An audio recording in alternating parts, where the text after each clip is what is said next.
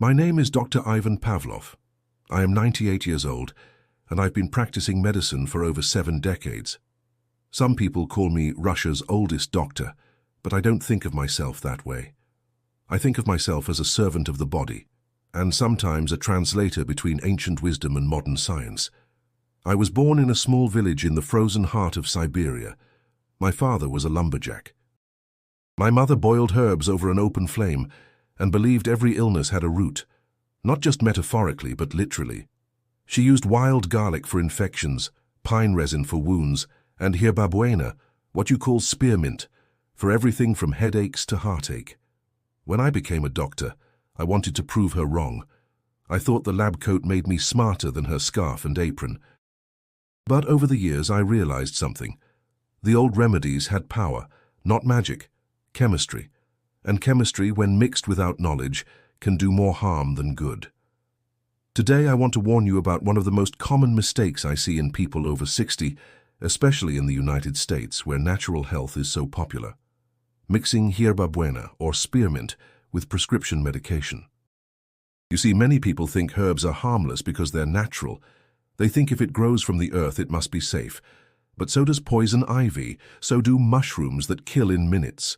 Nature is powerful, and when you're older, your body changes in ways that make certain combinations dangerous. I've spent the last 20 years focusing on the liver, yes, even in my old age. In Russia, we say the liver is the silent soldier. It fights battles you never hear about. Every pill you take, every herb you sip, every supplement you swallow, your liver processes it. And when too many things are thrown into that system, it can become overwhelmed, especially if you're taking daily medication.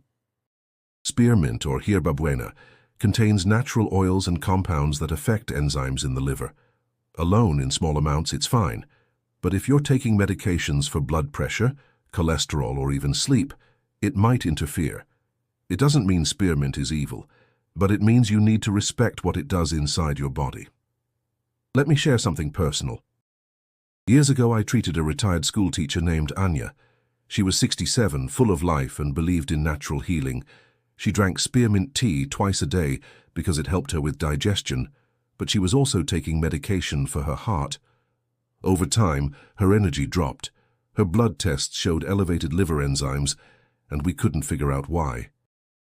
Until one day, I visited her home and saw a jar of dried Hierbabuena on her shelf. That's when I realized it wasn't the medicine alone. It was the silent interaction. I've seen this story repeat itself more times than I can count. That's why I'm speaking to you now, not as a scientist in a white coat, but as an old man who's seen both the miracles and the mistakes. In this episode, I'm going to explain exactly what Hierbabuena does inside your body, why it can interact dangerously with certain medications, and which common prescriptions you should never mix it with after the age of 60. But first, let me ask you this. Do you really know what your liver is dealing with right now, because your liver is working silently and faithfully? But it's not invincible. And sometimes all it takes is one innocent cup of tea to tip the balance. Let's take a deeper look. Let's talk about what Hierbabuena, or spearmint, is really doing inside your body. Not the taste, not the smell, but the chemistry.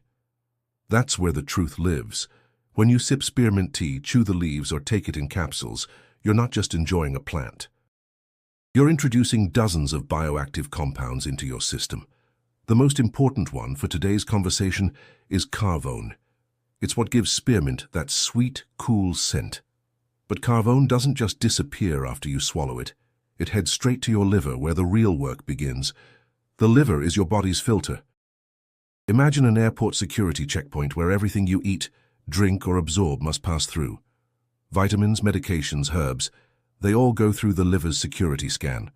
And just like a security line, there can be backups, delays, and even dangerous mix-ups if two things interfere with each other. In the case of spearmint, one major concern is its effect on something called the cytochrome P450 enzyme system. You don't need to remember that name, but you do need to understand what it does. These enzymes are like chemical scissors. They cut apart substances, break them down, and help the body process them safely. Many medications rely on these enzymes to be activated or deactivated inside your body. Now here's the problem. Spearmint can interfere with these scissors. It doesn't always block them completely, but it can slow them down or speed them up. And when that happens, the medication you're taking may become stronger than intended or too weak to work. Let me give you an example. Suppose you're taking a statin to control your cholesterol. This drug needs to be broken down slowly by your liver. If spearmint speeds up the enzyme that breaks it down, your body clears the drug too fast, and your cholesterol rises again.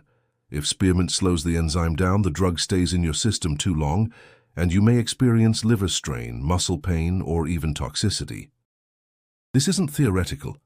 I've seen patients with elevated liver enzymes who swore they were following their prescriptions exactly. They were, but they were also sipping spearmint tea every evening, believing it was helping their digestion. Instead, it was silently throwing off their liver's balance, confusing the enzymes that control medication levels. Another concern is the cumulative load. After the age of 60, your liver naturally becomes less efficient. It doesn't process as quickly. The filters clog more easily. When you add herbs, supplements, and prescription drugs together, the risk of interaction multiplies. What may have been harmless at 40 becomes risky at 65. And this doesn't just affect medication, it affects your own hormones. Spearmint has been shown in some studies to reduce testosterone levels and affect estrogen balance. That may sound useful to some people, but again, the key question is, what else are you taking? If you're already on hormone therapy, blood pressure medication, antidepressants or blood thinners, the combination with spearmint can create unpredictable effects. This is why I tell people, herbs are tools, not toys. They have their place, but only when used with knowledge and precision. Just because a leaf is sold at a health store or brewed into a pretty tea bag doesn't mean it's innocent. It has chemistry. And chemistry doesn't care about marketing. One more point, the dose matters. A little spearmint in your salad isn't going to harm you. But drinking 3 cups of concentrated spearmint tea every day, that's a different story. Especially if you're combining it with daily medication, especially if your liver is already overworked. So now, I want you to pause and think, what are you putting in your body every day that your doctor doesn't know about? What herbs, oils, teas, or supplements are silently adding weight to your liver's workload? You may not feel it now, that's the danger. The liver suffers in silence. But one day a blood test will come back abnormal. Or a medication that used to work suddenly doesn't. Or worse, your body reacts in a way you weren't expecting. And by then the spearmint is long gone, but the damage is done. In the next part, I'll walk you through the most common medications that should never be mixed with Hierbabuena, especially after the age of 60. This list might surprise you, but for now, just remember this. Every herb is a conversation with your liver. Make sure it's a conversation your body can understand. Now that you understand what spearmint can do inside your body, let's talk about the real-world consequences. Specifically, which medications are most vulnerable when combined with Hierbabuena, and why that matters even more after the age of 60. Let me be clear, I'm not against herbal remedies. I grew up with them. I've prescribed them carefully when appropriate. But after 6 decades in medicine, I've seen far too many cases where people unknowingly sabotage their health by mixing herbs and prescriptions, and spearmint is a silent culprit. Let's start with blood pressure medications, some of the most commonly prescribed drugs for people over 60.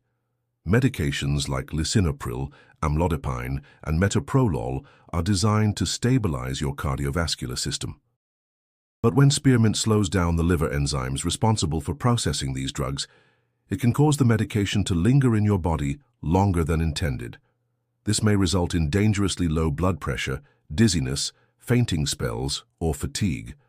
One of my patients, Yuri, a retired train conductor, ended up in the hospital after combining his daily BP pill with 3 cups of spearmint tea. He thought it was just a plant. His heart disagreed. Next, statins used to manage high cholesterol. These include atorvastatin, Lipitor, simvastatin, Zocor, and others. These drugs are heavily dependent on liver metabolism. If you slow that process, the statin remains in your bloodstream at higher concentrations. This raises the risk of myopathy, which causes muscle pain and weakness. In more severe cases, it can lead to rhabdomyolysis. a dangerous breakdown of muscle tissue that can damage the kidneys. I remember a woman named Galina. She had clean eating habits and followed every instruction, except one. She added a digestive tea with spearmint every night. Within 6 weeks, she could barely walk without pain. Then we have anticoagulants or blood thinners. Warfarin, for example, is incredibly sensitive to changes in liver enzyme activity. Its entire function relies on a precise balance of absorption and breakdown. When spearmint interferes with that equation, it can make your blood too thin, causing internal bleeding, or not thin enough, increasing your risk of stroke. What's more alarming is that patients often don't notice until it's too late. A bruised arm, a nosebleed that won't stop, a sudden severe headache, I've seen them all. And in more than one case, Hierbabuena was quietly involved. Diabetes medications also deserve attention. Drugs like metformin, glipizide, and insulin regimens may not directly interact with spearmint the same way, but the liver's overall capacity to manage metabolism plays a crucial role in blood sugar regulation. If your liver is busy processing unnecessary herbal compounds, its efficiency in handling glucose can be impaired. This can lead to sudden spikes or drops in blood sugar, even when you're doing everything right. And don't forget antidepressants, particularly SSRIs like sertraline, Zoloft, fluoxetine, Prozac, and citalopram, Celexa. These medications rely on consistent liver processing for stable blood levels.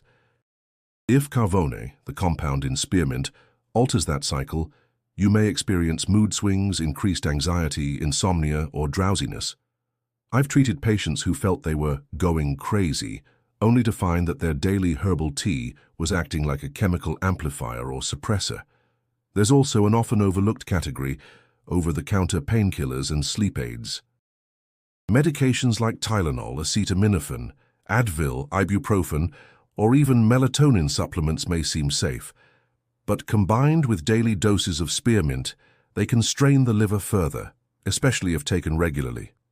Acetaminophen is notorious for taxing liver function, and adding another metabolically active substance on top, even a natural one, can be the final straw. Let me tell you a story. In the city of Yekaterinburg, I treated a former engineer named Leonid. He was meticulous, organized, and kept a chart of every medication he took. He believed in science, but also enjoyed an herbal tea blend his daughter sent from America. The main ingredient? Spearmint. He drank it nightly. Within months, his liver enzymes were off the chart, and his mood became unstable. His antidepressants weren't working the way they used to. He blamed old age, I blamed the tea. Once we removed it from his routine, his symptoms began to stabilize. You see, these aren't accidents. These are predictable chemical interactions. But most people don't know, they're not warned. They think they're being healthy. They're not reckless, they're uninformed. That's why I'm here. Because no one else is connecting these dots, and I've lived long enough to say it without fear. If you are over 60 and on medication, you must treat herbs like drugs, respect their power, monitor their effects, ask questions your doctor may not think to ask. In the next part, I'll explain why so many people, smart, cautious, good-hearted people, fall into this trap of trusting herbs blindly. We'll talk about culture, tradition, and the dangerous myth that natural means safe. But before we get there, take inventory. What are you taking today that your liver is juggling right now? How many balls are in the air, and which one might drop next? I don't blame anyone for trusting herbs, I truly don't. In fact, I understand it better than most. I was raised by a woman who believed that God placed a cure for every illness in the ground before mankind ever invented a pill. My grandmother never set foot in a hospital. She boiled roots, crushed leaves, and prayed, and many times, people did get better. So when someone tells me they drink Hierbabuena tea because their mother did, or because their culture teaches them to trust nature first, I don't argue. I nod. I understand. The trust is deep. It's emotional. It's generational. But there's a moment when trust becomes dangerous. That moment happens when belief ignores evidence, when tradition refuses to change even in the face of harm. And that's when herbs can kill, not by themselves but by what they hide, delay, or disrupt. You see, the real danger isn't spearmint. The real danger is the myth that natural means safe, that if something grows from the earth, It can't possibly be harmful. This belief is comforting, but it is wrong. Think about this. Arsenic is natural, so is hemlock. So are scorpions and mold and poisonous berries. Nature is beautiful, but she is not always gentle. And here's what makes things more complicated today: the internet. There are thousands of blogs, influencers, and videos praising herbs as miracle cures. Some mean well, others are selling something, and very few mention real science, real interactions, or real consequences. They feed the fantasy. Doctors don't want you to know this herb works better than drugs. I've heard this lie 100 times. It's seductive. It's also false. The placebo effect is powerful. When you believe something will heal you, your body often responds. I've seen people improve just because they trusted the process, but the placebo doesn't last forever. And it can't undo liver toxicity or blood thinning or chemical overload. I had a patient named Vera. She was 72. Her daughter followed a natural health podcast that claimed prescription meds were poison and herbs were the answer. Vera stopped her blood pressure meds and started drinking spearmint and lemon balm teas every morning. For a while she felt fine. Then she fainted in her garden. Her blood pressure had crashed. Her heart was out of rhythm. When she arrived at my clinic, she was confused and weak. It took us weeks to stabilize her, and she never fully recovered. That's when I realized the herb wasn't the only problem. The trust was, the blind faith. I'm not asking you to stop using herbs. I'm asking you to stop using them alone. Use them wisely. Ask questions. Challenge your assumptions. Because sometimes the most dangerous thing you put in your body isn't the plant. It's the belief that nothing bad can happen. And in the next part, I'll show you what to do instead, if you want to stay safe, strong, and in control of your health. So, what should you do instead? First, don't panic. The goal is not to live in fear of herbs or medication. The goal is to live with awareness, and that starts by creating what I call a medication and herb diary. Write down every pill you take, prescription, over-the-counter, supplement, or natural remedy. Even that tea you drink before bed, especially that tea. List them all. Next, take that list to your doctor. If you're over 60, I recommend seeing a geriatrician or someone trained in integrative medicine. These professionals understand how the aging liver works and how natural substances interact with prescription drugs. Don't assume they'll laugh at you for drinking spearmint tea. A good doctor listens. And if yours doesn't, find a new one. Third, monitor your liver function regularly. Ask for blood tests that check enzyme levels. You don't need to do this every month, but once or twice a year is wise, especially if you're mixing multiple substances. If your numbers start to rise, something needs adjusting. Fourth, avoid using spearmint tea daily, unless a healthcare provider approves. Occasional use may not harm you. But a routine habit, especially when paired with chronic medication, is risky. Don't let a calming drink cause internal chaos. Rotate your herbs, give your liver a break, and always track how your body responds.